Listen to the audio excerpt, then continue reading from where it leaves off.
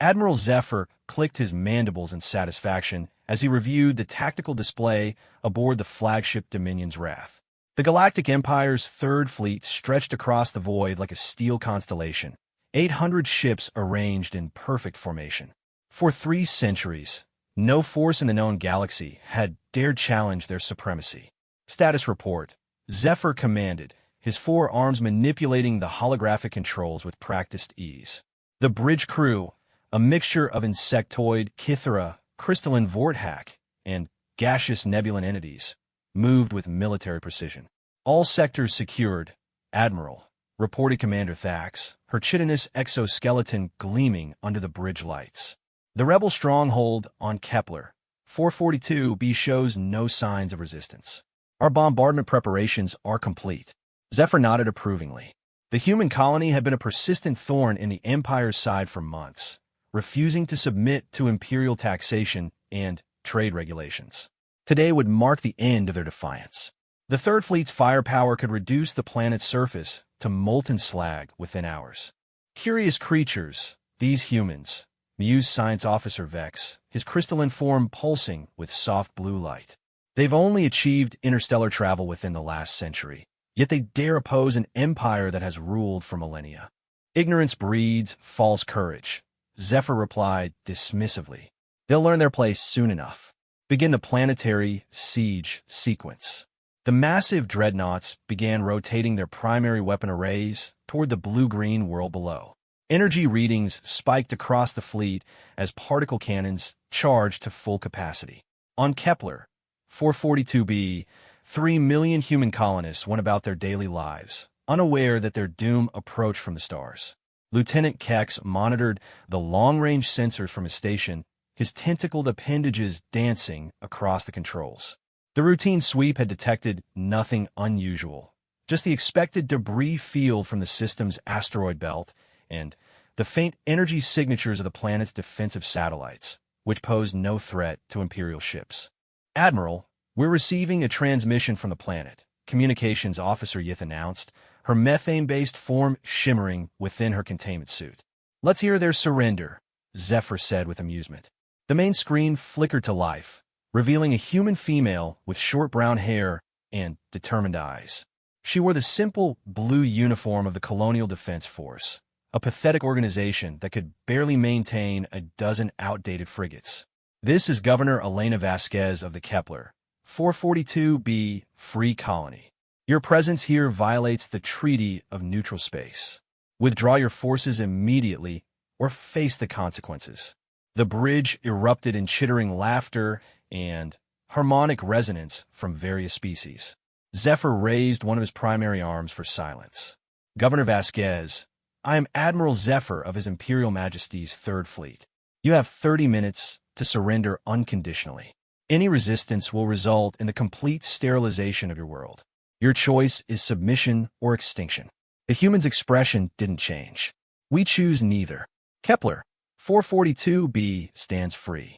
Zephyr terminated the transmission with a contemptuous gesture. Foolish creatures. They possess no ships capable of engaging even our smallest escorts. Continue bombardment preparations. 28 minutes passed in standard Imperial time. The fleet's weapons reached optimal charging levels, and targeting solutions locked onto major population centers across the planet's surface.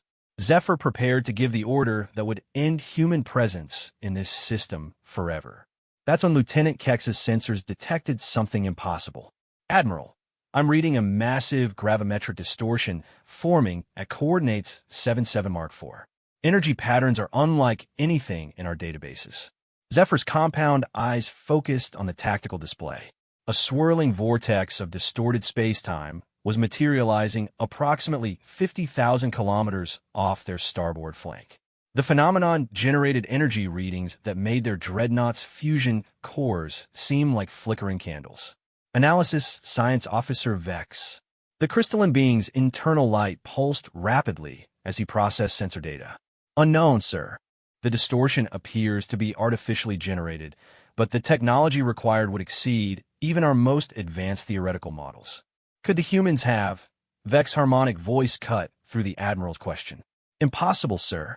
Human technology is centuries behind our capabilities. They've never demonstrated anything approaching this level of spatial manipulation.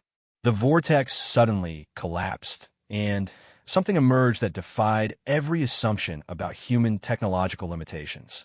A single ship materialized from the dimensional tear, but calling it merely a ship seemed inadequate. The vessel stretched nearly 30 kilometers from bow to stern, its hull a seamless blend of organic curves and angular geometric patterns. The metal itself seemed to shift and flow like liquid while maintaining structural integrity. "By the 7 moons of Kithara," breathed Commander Thax.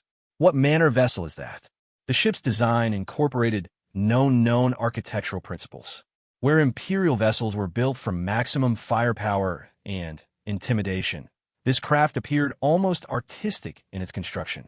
Bioluminescent patterns pulsed along its hull like a living heartbeat, and the entire structure seemed to exist in a state of controlled transformation. "Energy readings are off the scale," Kex reported, his tentacles trembling with nervous excitement. "This single vessel generates more power than our entire fleet combined." Zephyr felt the first stirrings of unease. In 3 centuries of service, he had never encountered anything that could match Imperial firepower. "Identification signals?" "Negative, sir. The ship isn't broadcasting any known transponder codes," but Kex paused, rechecking his readings. "Sir, I'm detecting human life signs aboard that vessel. Approximately 15,000 individuals. 15,000 humans on a single ship?" Commander Thax's mandibles clicked in disbelief. Their largest colony ships barely carry 500. The mysterious vessel began moving with fluid grace that contradicted its massive size. No visible propulsion systems activated, yet it accelerated smoothly toward the Imperial fleet at a significant fraction of light speed. "All ships, raise shields and assume defensive formation," Zephyr commanded. "Unknown vessel. Identify yourself immediately or face destruction." A response came instantly, but not through standard communication channels. Instead, the words seemed to materialize directly in every crew member's mind, spoken in their native languages with perfect clarity. "This is Captain Sarah Chun of the UES Unconquerable. You have threatened innocent civilians under the protection of the Human Defense Consortium. Stand down immediately." The Admiral's 4 arms gestured frantically across his control interfaces. Mental communication was theoretically possible through certain psionic species, but humans had never demonstrated such capabilities. "Impossible. Humans pusas no telepathic abilities." Admiral, Science Officer Vex's voice carried a note of crystalline fear. "I'm detecting massive quantum field fluctuations around their vessel. The ship appears to exists in multiple dimensional phases simultaneously." "What does that mean in practical terms?" "It means, sir, that conventional weapons may not affect them at all." Zephyr's confidence began to crack. The Third Fleet represented the pinnacle of Imperial military might, equipped with planet-killing weapons and shield technology that could withstand star-level energies. Yet this single human vessel seemed to operate on principles that rendered their advantages meaningless. "Captain Chun," he transmitted through standard channels, "I am Admiral Zephyr of the Galactic Empire. Your vessel's technology appears advanced, but you face 800 ships of the Imperial Navy. Withdraw, and we will consider this matter closed." Again, the response manifested directly in their minds. "Admiral, your empire has forgotten that true strength comes not from the size of one's fleet, but from the righteousness of one's cause. You target innocent families with children, farmers, teachers, artists. We cannot allow this." The human ship suddenly accelerated, reaching impossible velocities without any apparent time dilation effects. It swept through the Imperial formation like a ghost, passing directly through several dreadnoughts as if they existed in different dimensional planes. "Direct hit?" "No. The vessel passed through our hull without any damage to either ship," reported the weapons officer aboard the Iron Fist, one of the fleet's most heavily armed dreadnoughts. Zephyr watched in growing horror as the human vessel demonstrated capabilities that violated everything he understood about physics. "All ships, concentrate fire on the unknown vessel. Maximum intensity." 800 Imperial warships opened fire simultaneously. Particle beams, plasma torpedoes, quantum disruptors, and antimatter charges converged on the human ship in a display of destructive power that could have shattered moons. The energy release illuminated the entire star system like a miniature supernova. When the light faded, the U.S. Unconquerable remained untouched. The attacks had passed harmlessly through its hull, as if striking empty space. How is this possible? Zephyr demanded. Science Officer Vex's crystalline form flickered with patterns of confusion and fear. The vessel appears to exist in a state of quantum superposition, Admiral. It's simultaneously present and absent in our dimensional framework. Our weapons cannot affect something that exists between realities. Captain Chen's voice echoed in their minds once more. Admiral Zephyr, your aggression ends here. Withdraw your fleet, and no harm will come to your crews. Continue this course, and face consequences beyond your imagination.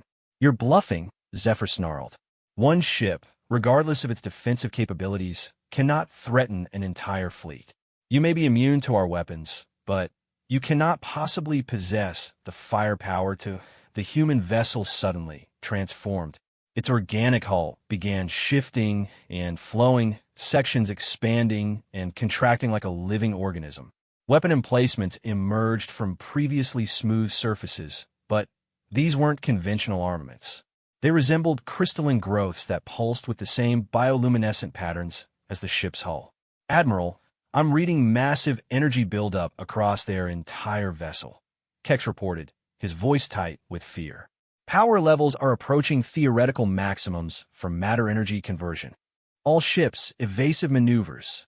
The U.S. Unconquerable fired a single shot. Not at any particular Imperial vessel, but into the empty space at the fleet center. The projectile, if it could be called that, appeared as a sphere of pure radiance that expanded outward at light speed. When it reached the Imperial ships, the effect was instantaneous and terrifying. Every vessel within the sphere's radius simply stopped working.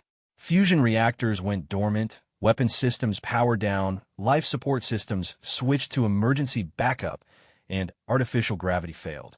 800 of the galaxy's most advanced warships became helpless hulks drifting in space. But the crews remained unharmed. Emergency lighting activated, backup life support engaged, and artificial gravity restored to minimal levels.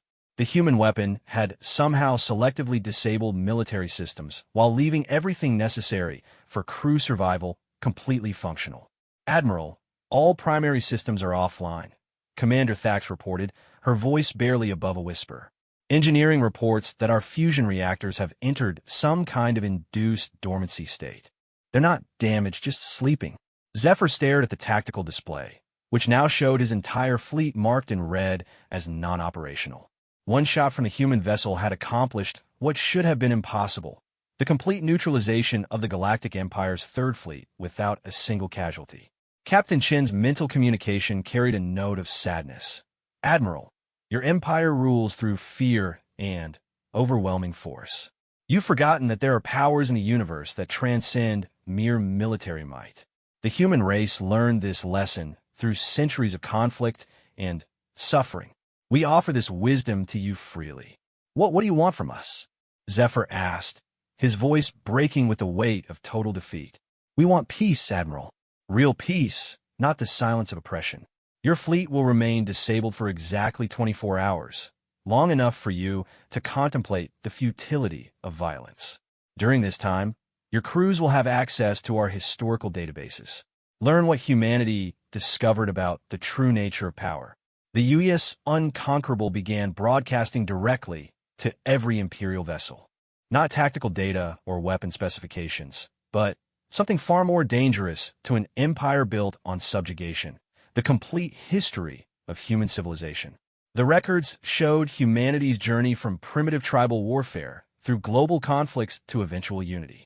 They depicted the gradual realization that sustainable power came not from dominating others, but from lifting them up. The files contained detailed accounts of how humans had learned to transform conflict into cooperation, competition into collaboration. Admiral Zephyr found himself accessing these records with growing fascination. The humans had faced extinction multiple times, from nuclear war, environmental collapse, and resource depletion. Yet each crisis had driven them to evolve beyond their previous limitations. How did they develop such technology? Science Officer Vex asked, his crystalline form pulsing with intellectual curiosity as he reviewed the human scientific achievements. The databases revealed the answer: necessity and cooperation. Faced with impossible challenges, humanity had learned to pool their collective intelligence, share resources freely, and pursue knowledge for the benefit of all rather than the advantage of few. This approach had accelerated their development exponentially. "Sir," Commander Thax said quietly, "according to these records, humans only achieved faster-than-light travel 50 years ago. How did they advance so rapidly?" Zephyr read the answer with growing amazement. When humanity reached the stars, they had encountered other intelligent species, not to conquer, but to learn. They had shared their technology freely and received knowledge in return. This open exchange had created a cascade of innovation that transformed human capabilities within decades. They built their technology through cooperation, Zephyr murmured, not conquest. The records showed human colonies throughout the galaxy, not as imperial outposts, but as centers of learning and cultural exchange.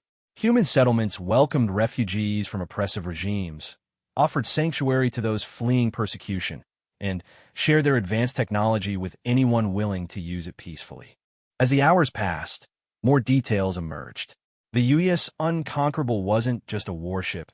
It was a mobile city, a research station, a diplomatic facility, and a sanctuary all combined. Its 15,000 crew members included humans, but also representatives from dozens of species that had joined the Human Defense Consortium voluntarily. "Admiral," Communications Officer Yith said softly, "I've been monitoring transmissions between their crew members. They're debating whether to share their dimensional phase technology with us." "Share it? Why would they?" "Because, sir, they believe that all sentient life deserves the chance to transcend its limitations." Admiral Zephyr closed his compound eyes and tried to process this concept. The Galactic Empire maintained power by hoarding advanced technology, using superior weapons to enforce compliance. The idea of freely sharing knowledge that could make others equally powerful was revolutionary. Captain Chin's voice returned to their minds as the 24-hour period neared its end. "Admiral Zephyr, your fleet systems will reactivate in 1 hour. You have a choice to make.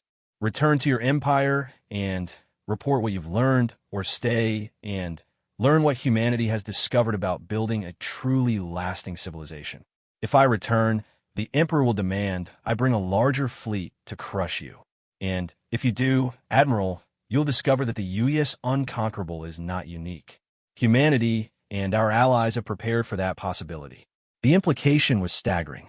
If this single vessel could neutralize the Third Fleet, what could a dozen such ships accomplish? Or 100? As Imperial systems began coming back online, Admiral Zephyr faced the most important decision of his career.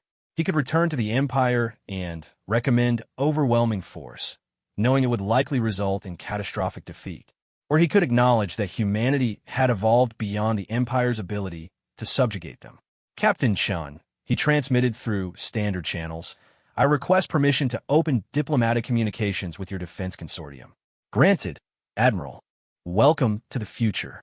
The UES Unconquerable began transmitting coordinates to a nearby system where human diplomatic vessels waited to begin the most important negotiations in galactic history.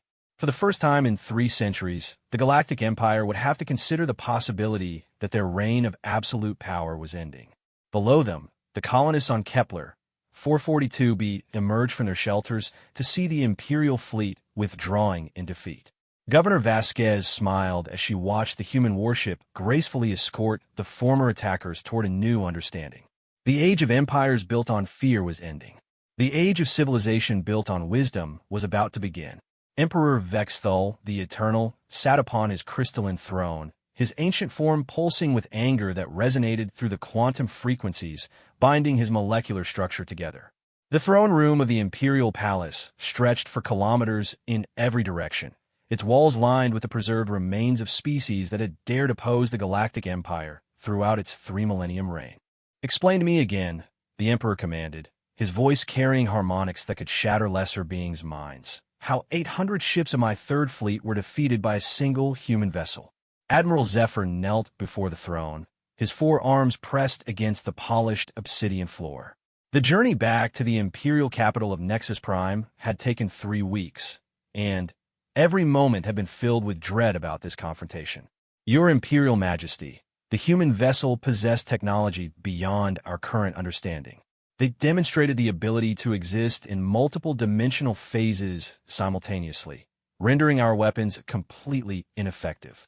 And yet, the Emperor's crystalline form flared with dangerous light. You made no attempt to capture this vessel for study. Sir, any attempt at capture would have been futile. The ship could pass through solid matter at will, and their weapon systems could disable our entire fleet without causing casualties. We were completely outmatched. Emperor Vexthal had ruled the Galactic Empire for over 2,000 years, expanding its boundaries through conquest and intimidation. No species had ever successfully resisted Imperial might for more than a few months. The idea that humans, creatures he'd barely considered worthy of notice, could possess such advanced technology was incomprehensible. Show me these historical records they transmitted, he commanded. The air above the throne room flickered as holographic displays materialized, showing the vast database humanity had shared with the captured Imperial fleet. The Emperor watched with growing unease as human history unfolded before him. The records showed a species that had indeed been primitive until recently, struggling with internal conflicts and technological limitations. But their development curve was unlike anything in galactic history. Where most species took tens of thousands of years to evolve from planet-bound civilization to interstellar power, humans had accomplished this transformation in mere centuries. These cooperation protocols, the Emperor mused, studying data on human alliance structures. They share advanced technology freely with other species? Yes, Your Majesty. According to their records, the Human Defense Consortium includes over 40 different species, all contributing to collective technological advancement. The concept violated every principle of imperial rule. The Empire maintained control by ensuring that no subject species could match imperial technological capabilities. Client races received just enough advancement to be useful, but never enough to threaten imperial supremacy. This is madness, declared General Korth, the Emperor's chief military advisor. Sharing advanced weapons technology with inferior species is a recipe for rebellion and chaos. And yet, Admiral Zephyr said carefully, their civilization appears remarkably stable. Their historical records show no major internal conflicts for over a century. Supreme Science Advisor Thex materialized beside the throne, her energy-based form shimmering with calculated patterns of analysis. Your Majesty, I've completed my review of the human technological data. Their advancement appears to be based on what they call exponential cooperative development. Elaborate. Traditional technological advancement follows a linear progression, with each generation building incrementally upon the previous one's achievements. The humans developed a system where multiple species work together simultaneously, sharing not just results, but methodologies. The effect multiplies advancement rates exponentially. Emperor Vexthal contemplated this information with growing concern. If humans could share their dimensional phase technology with other species, the Empire could face dozens or even hundreds of vessels with similar capabilities. What is our current intelligence on human military strength? He asked. Intelligence Director Vash stepped forward, her insectoid form clicking nervously. Our deep space reconnaissance has identified at least 12 human vessels with similar energy signatures to the U.S. Unconquerable. However, Your Majesty, there may be many more we haven't detected. 12 ships, General Korth scoffed. The Imperial Navy comprises over 10,000 vessels.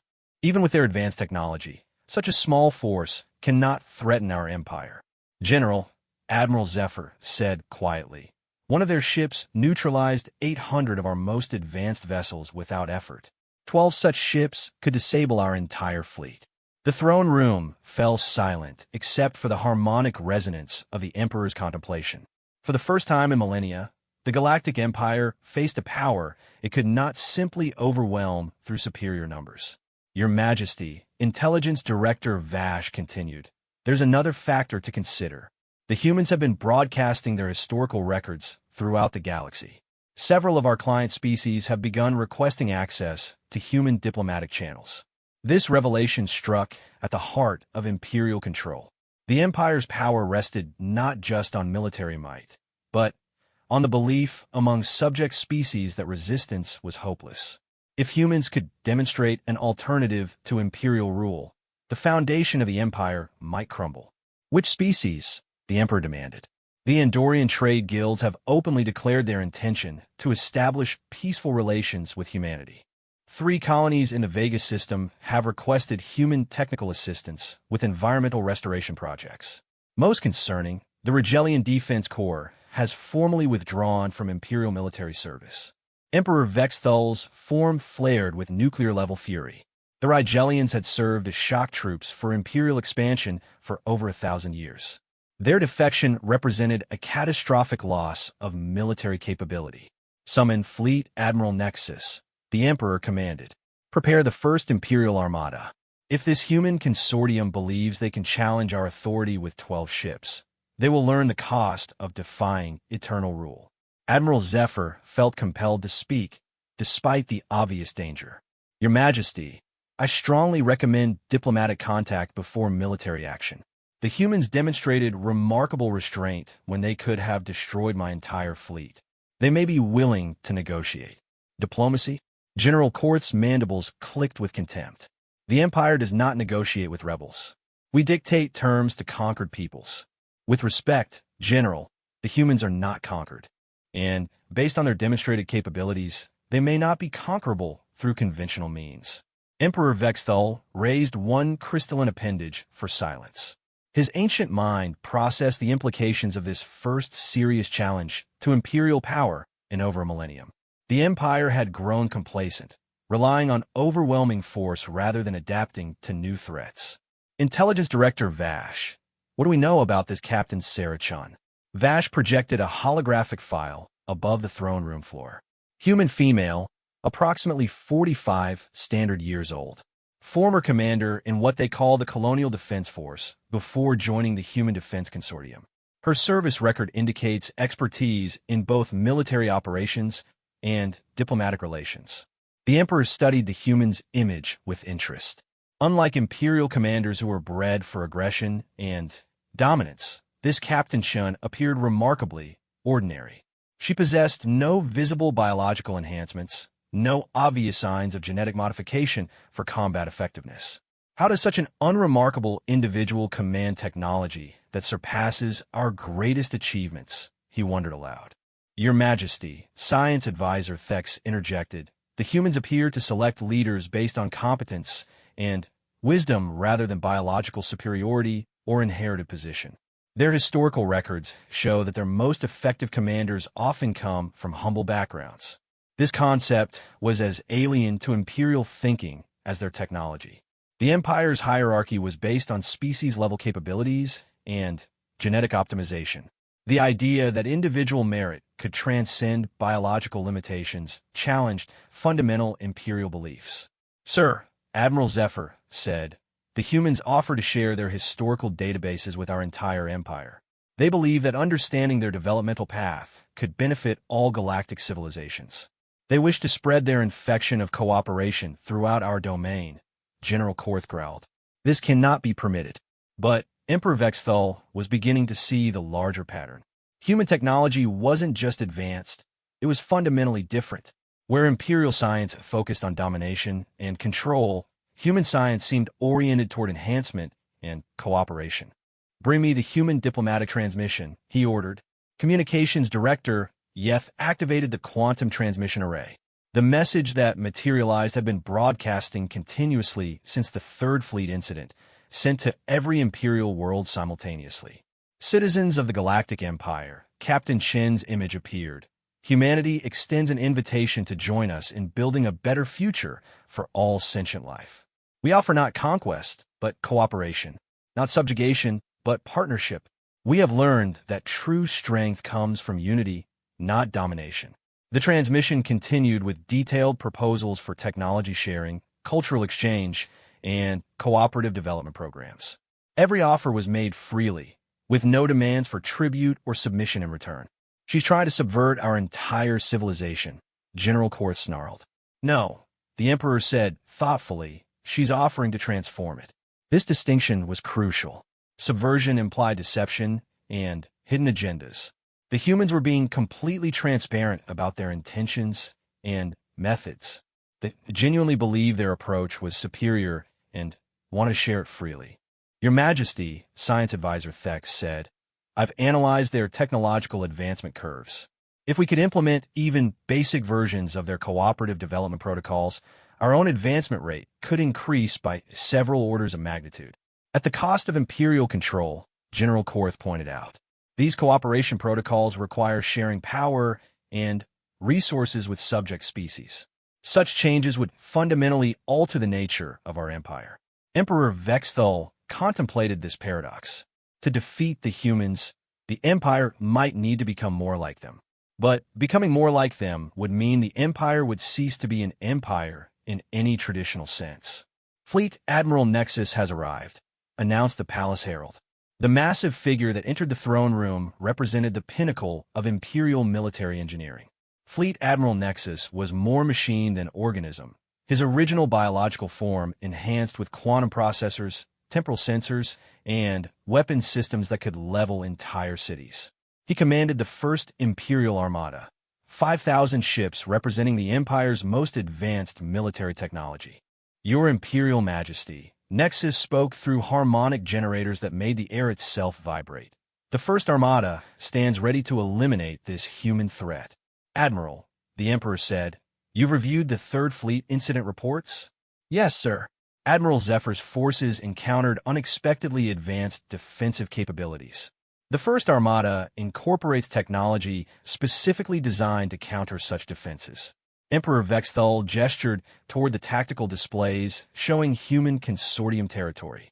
Show me your battle plan. The throne room transformed into a massive holographic representation of local galactic space. Nexus highlighted key systems where human activity had been detected. We will deploy the Armada in 3 waves, Nexus explained. The first wave will consist of 2,000 ships equipped with quantum disruptors designed to collapse dimensional phase fields. The second wave carries our new temporal weapons, capable of attacking targets across multiple time streams simultaneously. The third wave includes planet-killer devices should complete system sterilization become necessary. The plan was methodical, overwhelming, and utterly ruthless. It represented 3 millennia of Imperial military doctrine refined to its logical conclusion. The complete annihilation of any force that dared challenge Imperial authority. Admiral Zephyr, the Emperor said, your assessment of this strategy? Zephyr hesitated, knowing his next words could be considered treasonous. Your Majesty, the humans have demonstrated capabilities we don't fully understand. Their vessel existed in multiple dimensional phases simultaneously, suggesting technology that transcends our current theoretical frameworks. Admiral Nexus's countermeasures, while impressive, are based on assumptions that may prove incorrect. Are you suggesting the First Imperial Armada is inadequate? Nexus's harmonic voice carried dangerous undertones. I'm suggesting that the humans may have capabilities we haven't yet encountered. Their restraint during our engagement was remarkable. They could have destroyed my entire fleet, but chose not to. This suggests either supreme confidence or hidden depths we haven't explored. Emperor Vexthul processed this analysis with growing unease. If humans possessed technology capable of neutralizing the First Armada as easily as they had defeated the Third Fleet, the Empire would face an existential crisis. There is another option, he said slowly. Direct communication with this Captain Shun. The throne room erupted in harmonic protests from the assembled Imperial leadership. Direct communication between the Emperor and a leader of equal status was unprecedented. It would imply recognition of the Human Defense Consortium as a legitimate power rather than a rebellious faction to be crushed. Your Majesty, General Korth said urgently, such contact would be seen throughout the Empire as a sign of weakness.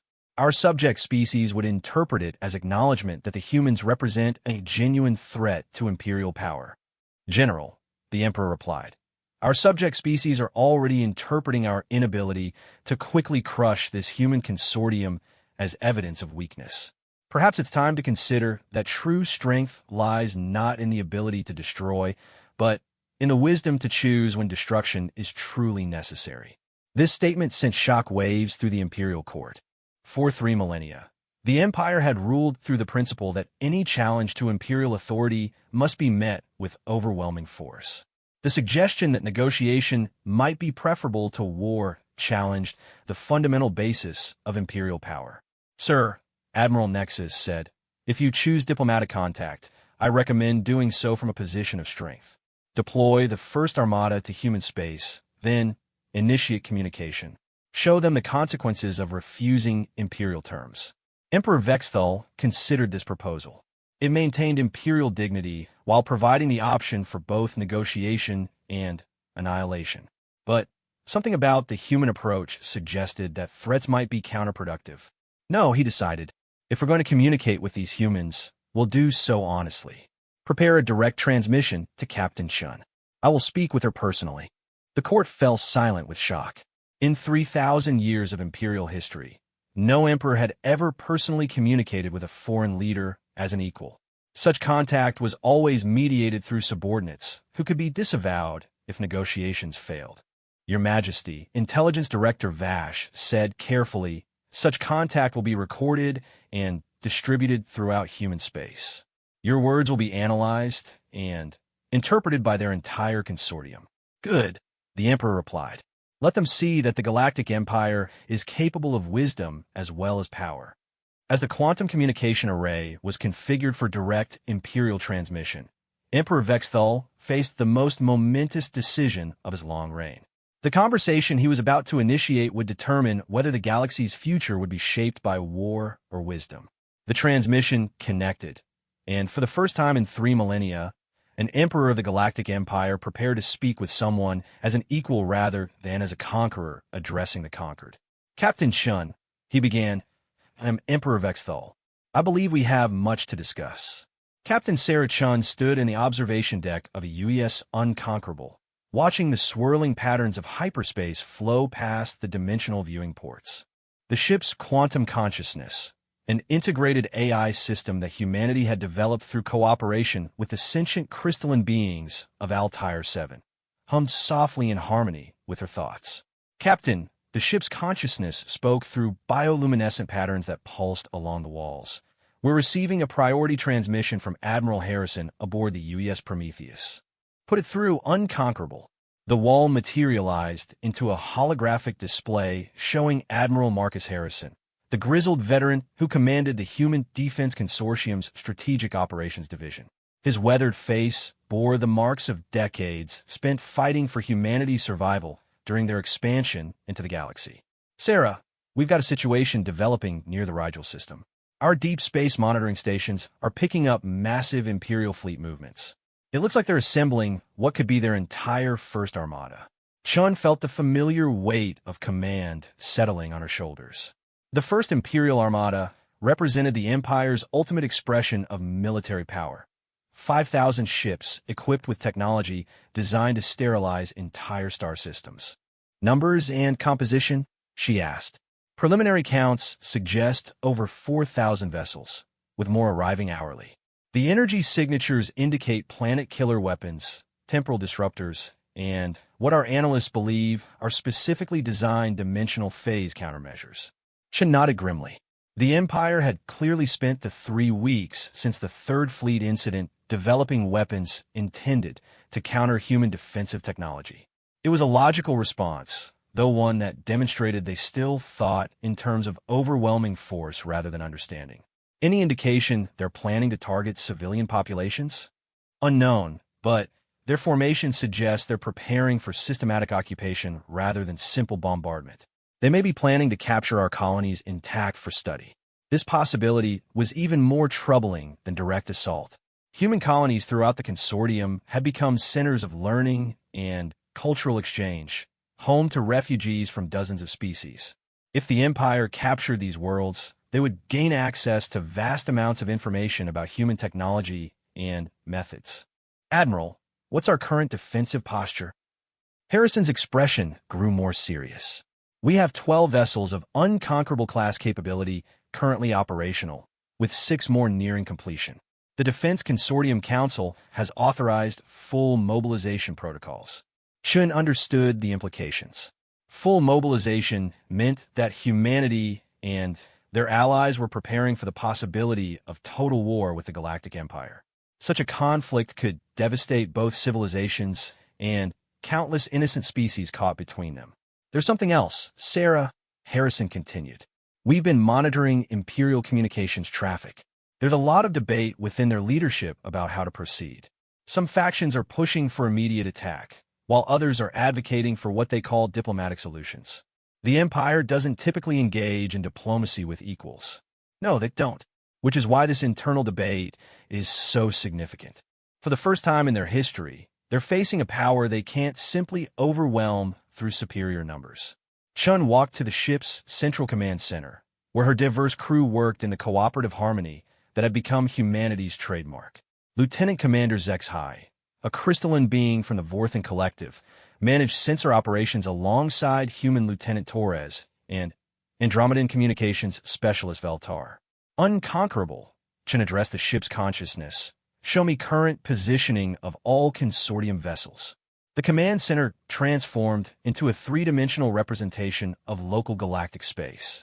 12 points of blue light marked human ships of a line, each one a marvel of cooperative engineering that represented the best technology humanity and their allies could produce together. Captain, Lieutenant Commander Zexhai's harmonic voice resonated through the crystalline communication nodes. I'm detecting some unusual quantum signatures in the Imperial fleet composition. Elaborate. Several of their larger vessels appear to be equipped with what I can only describe as reality anchor systems. Theoretical devices designed to prevent dimensional phase transitions within a localized area. Chun felt a chill of recognition. Reality anchors were a theoretical concept that humanity had explored during their early development of dimensional phase technology. The devices could indeed prevent ships from existing in multiple dimensional states simultaneously, effectively neutralizing their primary defensive advantage. Analysis of effectiveness? Unknown, Captain. Our current phase technology operates on principles that may transcend their theoretical framework, but we cannot be certain without direct testing. This uncertainty was troubling. The UES Unconquerable and her sister ships had never faced weapons specifically designed to counter their capabilities. If the Imperial reality anchors proved effective, the technological advantage that protected consortium worlds could disappear instantly. Captain Chun, Communications Specialist Veltar announced, "We're receiving a direct transmission from the Imperial capital. The source identifier indicates it's coming from Emperor Vexthul personally." The bridge fell silent. In the 3-century history of human contact with the Empire, no emperor had ever communicated directly with human leadership. Such contact implied recognition of a quality that violated fundamental Imperial doctrine. "Put it through," Chin ordered. The main display materialized to show a being of crystalline beauty and obvious ancient power. Emperor Vexthul's form pulsed with internal light that seemed to contain the wisdom and weight of millennia. Despite his alien appearance, Chun could sense the intelligence and calculation behind his multifaceted consciousness. "Captain Chun," the Emperor began, his voice carrying harmonics that spoke of vast experience. "I'm Emperor Vexthul. I believe we have much to discuss." Chun straightened, aware that this conversation could determine the fate of both their civilizations. "Your Imperial Majesty, I'm honored by your direct communication. How may the Human Defense Consortium be of service?" An interesting choice of words, Captain. Service rather than submission. You offer assistance to the power that has ruled this galaxy for 3 millennia. Your Majesty, humanity has learned that true power comes from the ability to help rather than the ability to harm. We offer service because we believe it's the foundation of lasting civilization. Emperor Vexthul's form pulsed with what Chin interpreted as contemplation. Your species has demonstrated technological capabilities that suggest you've transcended many of the limitations that have defined galactic civilization. Yet you use these capabilities for protection rather than conquest. Conquest is wasteful, Your Majesty. It destroys the very resources and relationships that make civilization valuable. We prefer cooperation because it multiplies capabilities rather than simply redistributing existing power. And yet, Captain, cooperation requires trust. How can the Empire trust a power that appears capable of neutralizing our entire fleet structure? Chen recognized the core dilemma. The Empire's entire system was based on maintaining technological superiority over potential threats. Humanity's demonstrated capabilities fundamentally challenged that balance. Your Majesty, trust must be earned through demonstration rather than demanded through force. We offer to share our technological development methods freely, with no strings attached. Your own scientists can verify that our advancements come from cooperation rather than conquest. You would share the secrets of dimensional phase technology with the Empire that came to destroy your colonies? We would share knowledge that could benefit all sentient life. Yes. The principles underlying our technology aren't secrets to be hoarded, but tools to be used for the advancement of all civilization. Emperor Vexthul fell silent for several moments, his crystalline form cycling through patterns Chen couldn't interpret. When he spoke again, his tone carried a note of curiosity that hadn't been present before. Captain, my scientific advisors have reviewed your historical records. Your species' advancement curve is unprecedented in galactic history. What drove such rapid development? Chen smiled, recognizing an opportunity to explain humanity's core philosophy. Necessity and hope, Your Majesty. We faced extinction multiple times, from war, environmental collapse, resource depletion. Each crisis taught us that our survival depended on working together rather than against each other. Most species respond to existential threats by consolidating power and resources under central authority. You appear to have done the opposite. Central authority is brittle, Your Majesty. When the center fails, everything collapses. Distributed cooperation is resilient. When individual nodes fail, the network adapts and continues. This concept seemed to resonate with something in the Emperor's ancient experience. You speak of civilization as a living system rather than a hierarchical structure. Exactly. Living systems grow stronger through diversity and adaptation. Hierarchical structures grow stronger through control and uniformity. We chose to become a living civilization rather than a controlled one. And this choice led to dimensional phase technology. Chen gestured to her diverse bridge crew. This choice led to cooperation with beings like Lieutenant Commander Zexhai, whose crystalline matrix consciousness helped us understand quantum superposition, and communications specialist Veltar, whose species taught us about harmonic resonance across dimensional barriers. Our technology is the product of dozens of species working together. Emperor Vexthul's attention focused on the alien crew members working alongside humans in obvious equality. These beings serve under human command by choice. They serve the consortium by choice, Your Majesty. Command rotates based on expertise and mission requirements. I command this vessel because my experience is suited to current needs, not because humans are inherently superior to other species. Fascinating.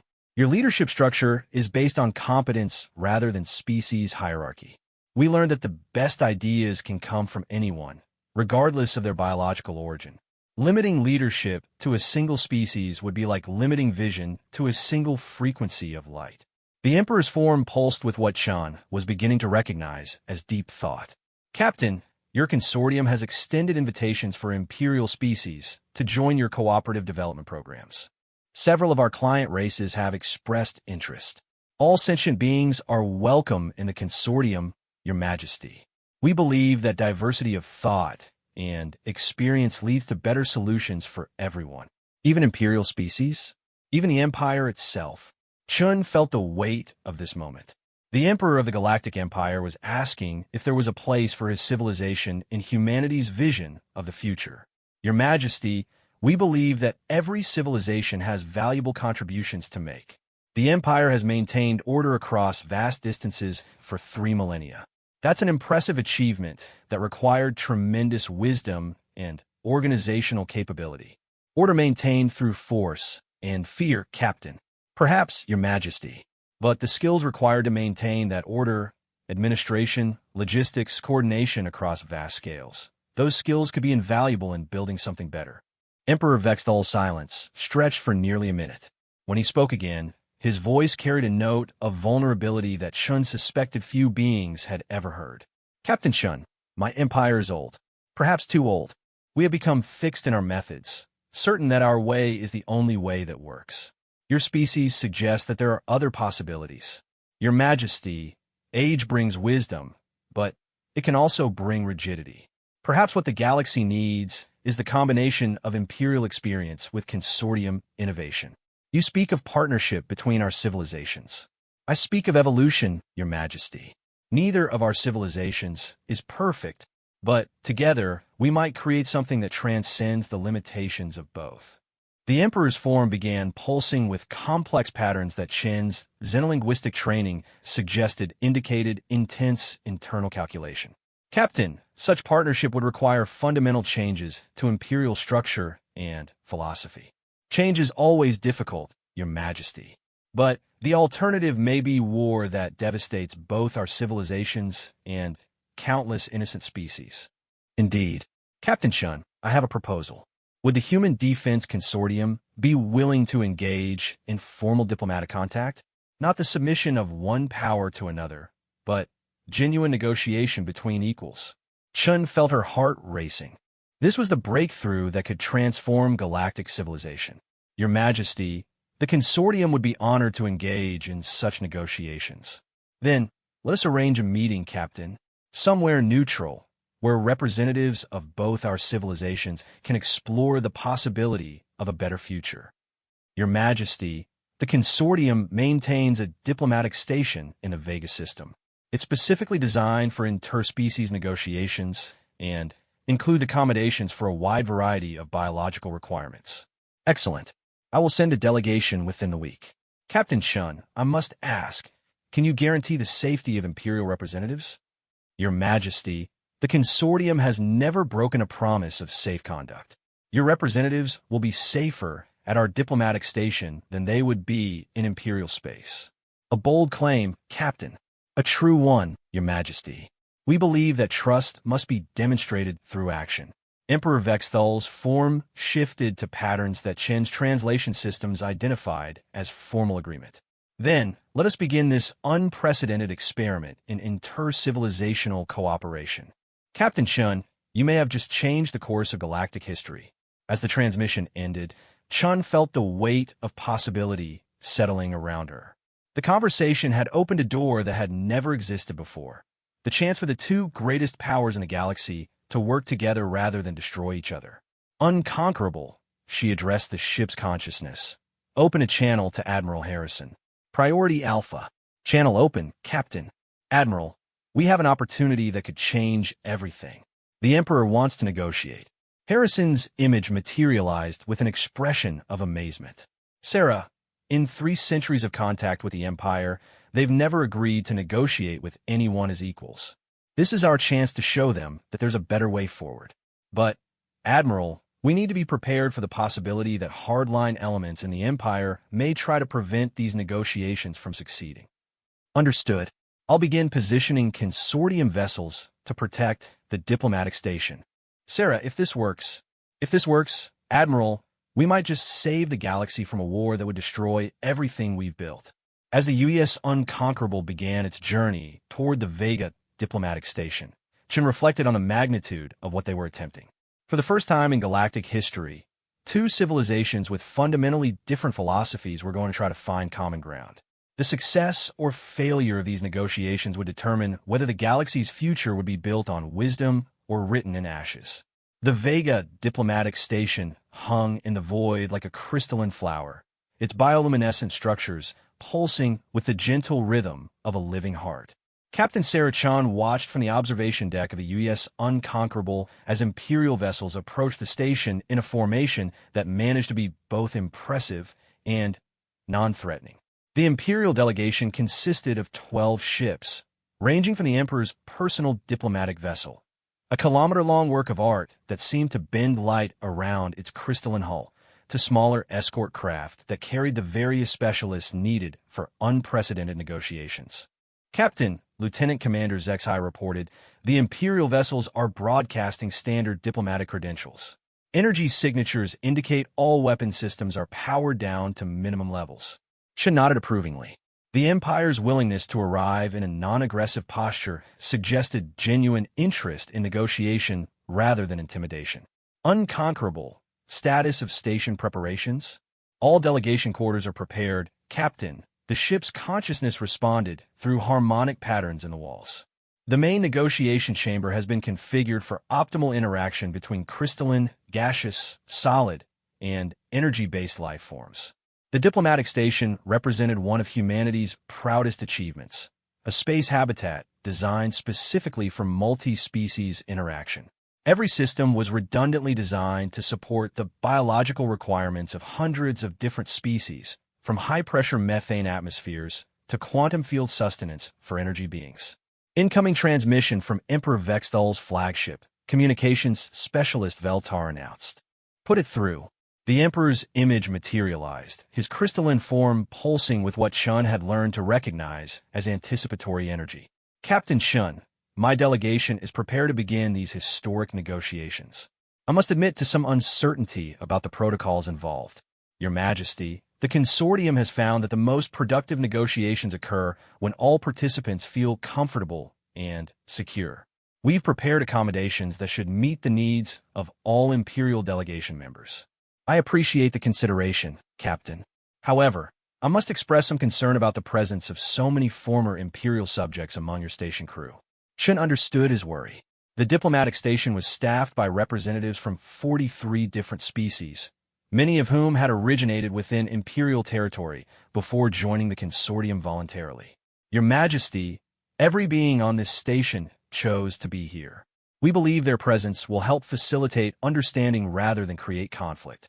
Perhaps, Captain, I should inform you that not all elements within my government support these negotiations. There are those who believe that imperial dignity requires a military solution to the human question. This warning carried obvious implications. Hardline factions within the Empire might attempt to sabotage the negotiations through force, viewing any compromise as weakness. Your Majesty, the Consortium is prepared to defend these negotiations from any interference. We believe peaceful solutions are worth protecting. As do I, Captain. Let us proceed to the station. The transfer of delegations to the diplomatic station took several hours, complicated by the diverse biological requirements of the participants. Emperor Vexthal required a specialized quantum crystal environment that could support his ancient consciousness, while his scientific advisors needed everything from high-pressure ammonia atmospheres to temporal stabilization fields. Chun met the Imperial delegation in the station's central reception area, a vast spherical chamber that could adjust its environmental conditions to accommodate any known form of sentient life. The Emperor's presence was immediately apparent. His crystalline form radiated power and wisdom accumulated over millennia. Your Imperial Majesty, welcome to the Vega Diplomatic Station. I'm Captain Sarah Chun, representing the Human Defense Consortium. Captain Chun, this station is remarkable. I sense technologies here that I do not recognize. Many of our innovations come from collaborative development with species that bring unique perspectives to engineering challenges. The station's adaptive life support system, for example, was developed with help from the gaseous collective of Nebula M47. Shun gestured toward the Consortium delegation, which included representatives from 20 different species. Your Majesty, may I present the Consortium negotiating team? The introductions took nearly an hour, as each species had different protocols for formal greeting. Shun noted that Emperor Vexthal paid careful attention to every representative, asking thoughtful questions about their worlds and cultures. Fascinating, the Emperor mused as he met Dr. Kethvar, a sentient tree-like being from the forest worlds of Epsilon Eridani. Your species achieves faster-than-light travel through biological rather than mechanical means? Indeed, Your Majesty, Dar. Kethvar replied through harmonic rustling of his crystalline leaves. Our ships are grown rather than built, and they navigate space through quantum biological processes that we learn from studying cosmic phenomena. And humanity helped develop this technology.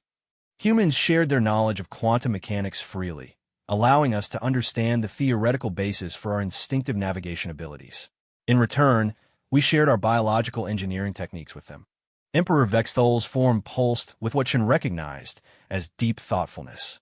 Such cooperation would be considered impossible under Imperial doctrine. Different species competing for resources cannot logically share their most advanced capabilities. Your Majesty, interjected Dr. Ivantel, the consortium's chief economist, our research indicates that resource competition decreases when technological capabilities increase exponentially. Sharing advanced technology creates abundance rather than scarcity. Explain this principle. Dr. Tell gestured toward a holographic display that materialized in the chamber's center. When species compete for limited resources, advancement is linear and slow. When species cooperate and share technological innovations, advancement becomes exponential and creates new resources faster than they can be consumed. The display showed comparative development curves for isolated versus cooperative civilizations. The differences were dramatic. Cooperative societies advanced orders of magnitude faster than competitive ones. This suggests that imperial policy has actually slowed our own development by preventing technological sharing among subject species, observed Chief Science Advisor Thex, the Emperor's senior scientific specialist. Precisely, Chun confirmed. The Empire possesses incredible accumulated knowledge and administrative expertise. But by hoarding technology and preventing cooperation among your species, you've limited your own potential advancement. Emperor Vexthul studied the data with obvious fascination. Captain Chun, if this principle is correct, then imperial policy has been fundamentally flawed for 3 millennia. Not flawed, Your Majesty, limited. The Empire's methods were appropriate for its time, but civilizations must evolve or stagnate. We believe the Empire is ready for its next evolutionary step. The formal negotiations began in the station's main conference chamber, a space designed to facilitate multi-species communication through advanced translation systems and sensory adaptation technology. The Imperial delegation took their positions across from consortium representatives, with Emperor Vexthul and Captain Chin serving as primary speakers. Let us begin with fundamentals, the Emperor said. The consortium proposes what you call cooperative development. What specific changes would this require from imperial civilization? Your Majesty, the changes would be gradual and voluntary. We propose beginning with joint research projects in areas of mutual interest, medical technology, environmental restoration, energy efficiency. And in exchange? In exchange, the consortium would share our dimensional phase technology, quantum consciousness development, and biological engineering techniques with imperial scientists. The imperial delegation exchanged harmonic patterns of communication that Chen's translation systems identified as surprise and excitement. Chief Science Advisor Thex spoke for the group. Captain, these technologies represent centuries of advancement beyond our current capabilities, which is exactly why we're willing to share them freely, Chen replied. Knowledge multiplies when it's shared, rather than being diminished. But surely there are strategic considerations, insisted General Korth, who had accompanied the imperial delegation despite his obvious skepticism about negotiations. Sharing advanced military technology with potential enemies violates all principles of security. General, responded Dr. Ivantel, security through technological superiority is inherently unstable. As soon as someone develops better technology, your security disappears. Security through cooperation is stable because it's based on mutual benefit rather than competitive advantage. Emperor Vexthul raised a crystalline appendage for attention. These principles are compelling in theory, but what practical guarantees can the consortium offer? How do we know that sharing our most advanced technologies won't simply enable your consortium to conquer us more easily? Chen had anticipated this crucial question. Your Majesty, we offer the ultimate guarantee, complete transparency. Every consortium technology, development method, and strategic plan can be made available to Imperial review. We have nothing to hide because our strength comes from cooperation rather than deception. Complete transparency? Yes, Your Majesty. Imperial scientists can examine our ships, study our manufacturing processes, review our tactical doctrines. When you understand how our technology works, you'll realize that it's designed for defense and cooperation rather than conquest. The Emperor's form pulsed with complex patterns that suggested intense internal calculation. Such transparency would allow us to develop countermeasures to your defensive capabilities. It would also allow you to develop similar capabilities for yourselves, Chen pointed out. Your Majesty, we're not offering you the chance to defeat us. We're offering you the chance to join us. Join you? As subjects of human hegemony. Join us as equals in a galactic civilization based on voluntary cooperation rather than enforced submission. Humans would have no special status in such an arrangement. Chief Science Advisor Thex leaned forward in her containment field.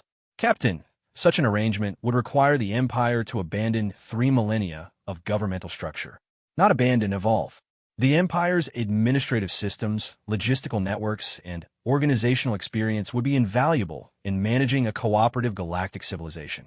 We're not asking you to discard your achievements. We're asking you to build upon them. For several hours, the negotiations continued through complex discussions of technology transfer, governmental restructuring, and species integration protocols. Chen was impressed by the Imperial delegation's thoughtfulness and genuine interest in understanding consortium principles. The breakthrough came when Emperor Vexthal asked a question that cut to the heart of the matter. Captain Chen, what would you personally gain from these arrangements? Humans already possess the technological advantage. Why share it? Chen paused, considering her answer carefully. Your Majesty, humanity gained its advantages through the help of other species. We were primitive when we encountered the crystalline collective, who taught us about quantum consciousness. We were barely interstellar when the gaseous beings of Nebula M47 shared their knowledge of dimensional manipulation. Everything we've achieved has been through cooperation. But you could now dominate the galaxy if you chose to. Yes, Your Majesty, we could. But domination is a dead end. It creates enemies, breeds resentment, and ultimately leads to stagnation. Cooperation creates allies, generates innovation, and produces exponential advancement. You genuinely believe that the consortium benefits more from partnership than from conquest. I know it, Your Majesty. Every species that joins the consortium makes us stronger, not by submitting to us, but by contributing their unique capabilities and perspectives. Emperor Vexthal's form underwent a dramatic transformation, cycling through colors and patterns that Chen had never seen before. When he stabilized, his voice carried a note of decision that resonated through the chamber. Captain Chen, I am prepared to authorize a preliminary agreement. The Empire will participate in joint research projects with the consortium, beginning with medical technology and environmental restoration. In exchange, consortium scientists will share basic dimensional phase principles with Imperial researchers. The chamber fell silent with the magnitude of this moment. For the first time in 3 millennia, the Galactic Empire was agreeing to cooperate with another power as an equal partner. Your Majesty, Chen said carefully, such an agreement would be honored by the Human Defense Consortium. We propose beginning with joint medical research stations in neutral space, staffed by scientists from both our civilizations. Agreed. However, Captain, I must warn you that implementing such agreements will face significant opposition from hardline elements within the Empire. There are those who view any cooperation with non-imperial forces as treason. Before Chen could respond, alarms began sounding throughout the diplomatic station. Lieutenant Commander Zexai's voice resonated through the chamber's communication system. Captain, we have multiple Imperial vessels approaching at high speed. Energy signatures indicate full combat readiness. Through the chamber's transparent walls, they could see the approaching fleet. Over 100 Imperial warships, led by the massive flagship of Fleet Admiral Nexus, the Empire's most ruthless military commander. Your Majesty, General Korth said grimly. It appears the hardline faction has decided to end these negotiations permanently. Emperor Vexthal's form blazed with nuclear-level fury. Admiral Nexus has defied direct Imperial orders. This is mutiny. As the Imperial attack fleet closed on the diplomatic station, Chen realized that the peaceful resolution they had worked so hard to achieve was about to be shattered by those who preferred war to wisdom. All stations, prepare for defensive action, Chen commanded. We will not allow these negotiations to be destroyed by those who fear peace more than they fear war. The battle for the future of galactic civilization was about to begin. Fleet Admiral Nexus stood in the command center of his flagship, the Imperial Wrath, watching the diplomatic station grow larger on the tactical display. His cybernetic consciousness processed thousands of variables simultaneously: target priorities, weapon charging cycles, defensive countermeasures, and the complete destruction of what he viewed as Imperial weakness. All ships report ready for combat operations, his tactical officer announced through harmonic frequencies that resonated with mechanical precision. Excellent. Today we end this human contamination of Imperial purity. Open a channel to the diplomatic station. Admiral Nexus had served the Empire for over 2 centuries, his original biological form long since replaced by quantum-enhanced machinery designed specifically for warfare. He represented the old guard of Imperial thinking, the belief that strength came only through dominion, and that cooperation was merely a weakness exploited by enemies. The transmission connected, showing the interior of the diplomatic station's conference chamber. Nexus felt contempt surge through his quantum processors as he observed Emperor Vexthal engage in conversation with humans and other species as if they were equals. "Your Imperial Majesty," Nexus announced, his voice carrying the harmonic authority of absolute military power, "you have been deceived by these creatures. I have come to restore Imperial dignity and remove the threat to our civilization." Emperor Vexthal's crystalline form blazed with fury that approached stellar levels. "Admiral Nexus, you are in direct violation of Imperial orders. Stand down immediately. Your Majesty, with respect, you have been compromised by human psychological manipulation. These negotiations are a trap designed to weaken the Empire's defenses. I cannot permit this to continue." Captain Shin stepped forward in the transmission, her calm demeanor contrasting sharply with the Emperor's rage. "Admiral Nexus, there are no traps here.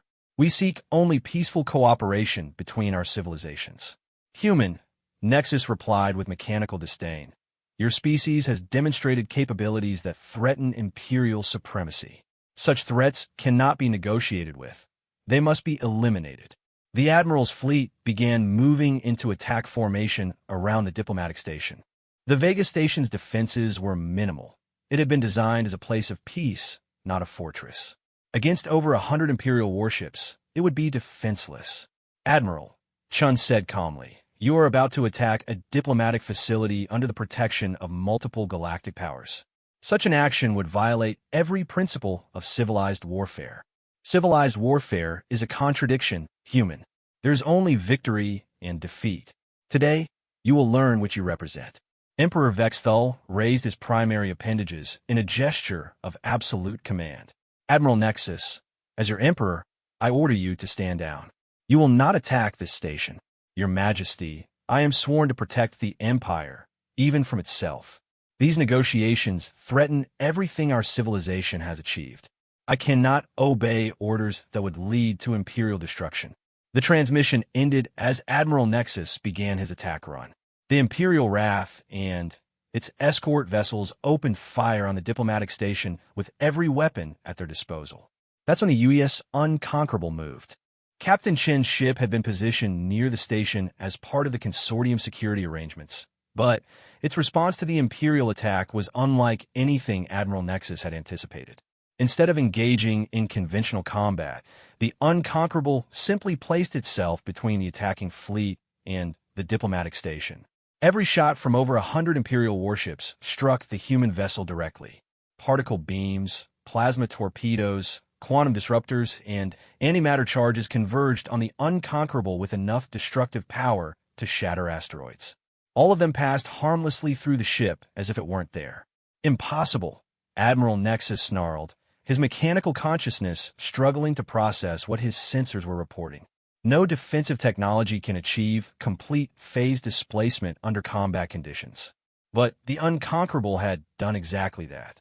The ship existed in a quantum superposition that allowed Imperial weapons to pass through it while maintaining the ability to project its own defensive fields around the diplomatic station. "Admiral," his tactical officer reported, "the human vessel is extending some kind of protective barrier around the target. Our weapons cannot reach the station." Through the tactical display, Admiral Nexus watched in growing frustration as the diplomatic station remained completely unharmed behind the Unconquerable's dimensional shield. The human ship had essentially made itself and its protected target immune to conventional attack. Deploy the reality anchors, Nexus commanded. Force their ship back into normal space where it can be destroyed. 6 of the fleet's most advanced vessels activated quantum field generators designed to collapse dimensional phase effects. The devices created a localized area where matter could exist only in standard 3-dimensional space. The effect on the Unconquerable was immediate, but unexpected. Instead of being forced back into vulnerability, the ship began to shift and change, its hull flowing like liquid metal as it adapted to the new conditions. Admiral, the science officer reported with mechanical confusion, their vessel is somehow restructuring itself at the molecular level. It's becoming immune to the reality anchor effects in real time. Admiral Nexus realized he was witnessing technology that transcended Imperial understanding. The human ship wasn't just advanced. It was adaptive, capable of evolving countermeasures to new threats within seconds. Sir, we're receiving a transmission from the human vessel. Put it through. Captain Chin appeared on his display, still standing calmly in the diplomatic station despite the battle raging around her. Admiral Nexus, your weapons cannot harm us, and we will not allow you to harm innocent diplomatic personnel. End this attack. Never, human. The Imperial fleet has other capabilities. Admiral Nexus activated the temporal weapons that represented the Empire's most advanced military technology. These devices could attack targets across multiple time streams simultaneously, making evasion impossible even for enemies capable of dimensional phase shifts. The temporal disruptors fired, sending waves of chrono-displacement energy toward the Unconquerable. In theory, these weapons could erase a target from existence by attacking it in past, present, and future simultaneously. The human ship absorbed the temporal attack without any apparent effect. How was this possible? Admiral Nexus demanded of his science officer. Admiral, the human vessel appears to exist in a state of temporal equilibrium. It's somehow anchored to all time streams simultaneously, making it immune to chrono-displacement effects. Admiral Nexus felt something he had never experienced in 2 centuries of warfare: complete helplessness. Every weapon in the Imperial arsenal had proven useless against a single human vessel. Sir, his communications officer announced, we're receiving multiple transmissions from other consortium vessels. They're requesting that we cease hostilities. Show me. The display revealed a sight that sent shockwaves through the Admiral's quantum consciousness. 11 more ships identical to the Unconquerable had materialized around his fleet. The consortium had deployed its entire operational force to protect the diplomatic negotiations. But instead of attacking, the consortium vessels simply surrounded the Imperial fleet in a protective formation. They made no aggressive moves, activated no weapons, sent no threats. They simply waited. Admiral, Captain Chin's voice came through the communication system. Your fleet is now surrounded by 12 vessels of the Human Defense Consortium. We could disable every ship in your formation within seconds. Instead, we offer you the same choice we offered Admiral Zephyr. Stand down and learn, or continue fighting a battle you cannot win. Admiral Nexus ran tactical calculations through his quantum processors. 12 ships with the Unconquerable's capabilities could indeed neutralize his entire fleet effortlessly. Yet they refrained from doing so. Why don't you attack? He demanded. You have us at your mercy. Because mercy is the point, Admiral. We don't seek to destroy the Empire. We seek to transform it. Every Imperial crew member is someone's family, someone's friend, someone's hope for the future. We won't destroy that unnecessarily. You offer quarter to enemies who would show you none.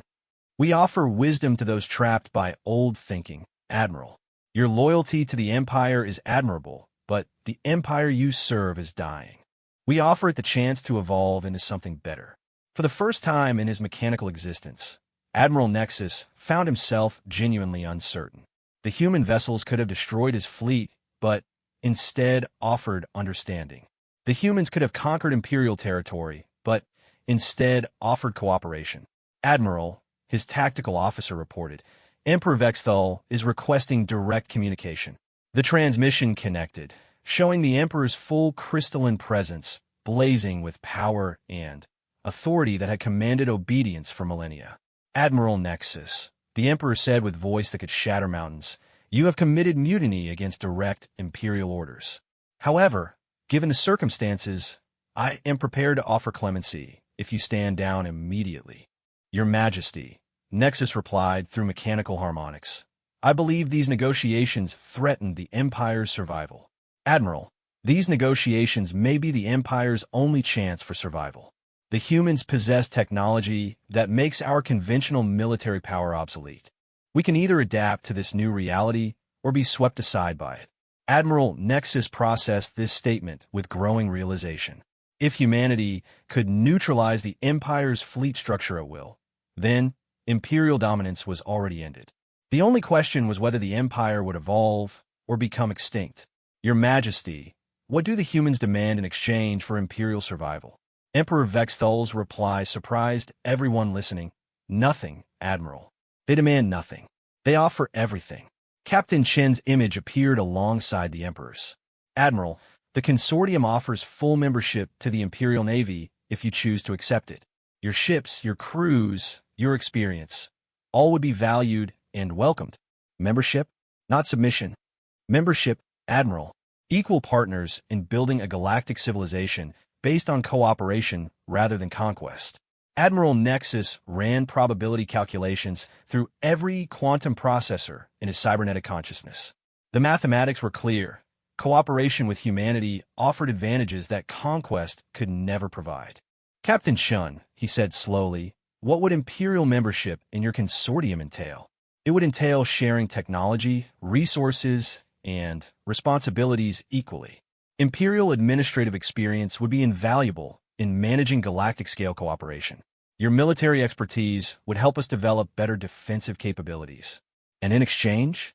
In exchange, Admiral, your civilization gains access to exponential advancement, dimensional phase technology, biological engineering, quantum consciousness development, and partnership with over 40 different species. The offer was staggering in its scope. Admiral Nexus realized that.